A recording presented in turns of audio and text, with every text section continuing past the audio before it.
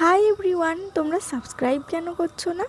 আচ্ছা সত্যি করে বলো তো, 30-এর পর থেকে ত্বক কি আমাদের আর আগের মতো থাকে?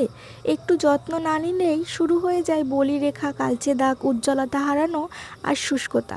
কিন্তু চিন্তা নেই, আজ আমি তোমাদের 30-এর পর থেকে কেমন স্কিন কেয়ার রুটিন হবে আর যার ফলে ত্বক হবে টান টান, উজ্জ্বল আর বয়স কম দেখাবে, সেই সম্পর্কে আলোচনা করব। এখন আমি আলোচনা করব দিনের বেলা কিভাবে স্কিন কেয়ার করবে।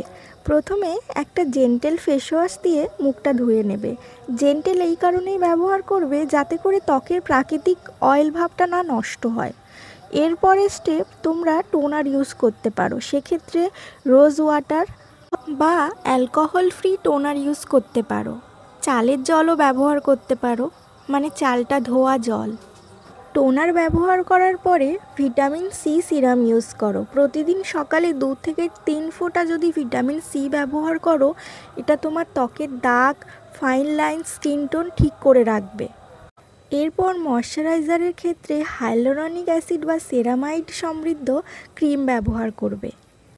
প্রতিদিন ত্বকে সানস্ক্রিন মাখবে। বাইরে বেরোলেই SPF 30 বা 50 যুক্ত সানস্ক্রিন লাগাও, এমনকি ঘরের ভেতরে থাকলেও। এবারে চলে আসি রাতের স্কিন কেয়ার রুটিনে। রাতের স্কিন কেয়ার রুটিনে ডাবল ক্লিনজিং অবশ্যই করতে হবে। সেক্ষেত্রে প্রথমে মেকআপ বা সানস্ক্রিন তুলে ফেলো মাইসেলার ওয়াটার বা ক্লিনজিং বাম দিয়ে।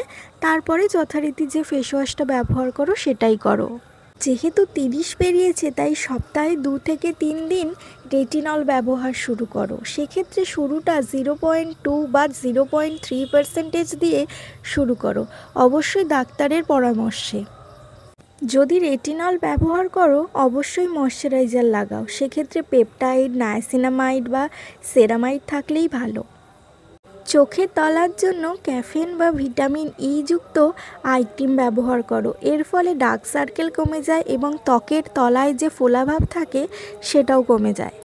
এই রুটিনগুলো ব্যবহার করলে ত্বকের বলিরেখা, বয়সের ছাপ, কালচে ভাব সব কিছু দূর হবে। তাহলে আজকের ভিডিও এই পর্যন্তই। যদি কিছু ভালো লেগে থাকে তাহলে চ্যানেলটা সাবস্ক্রাইব করো আর লাইক, কমেন্ট, শেয়ার করে পাশে থাকতে ভুলো না। Thank you for watching.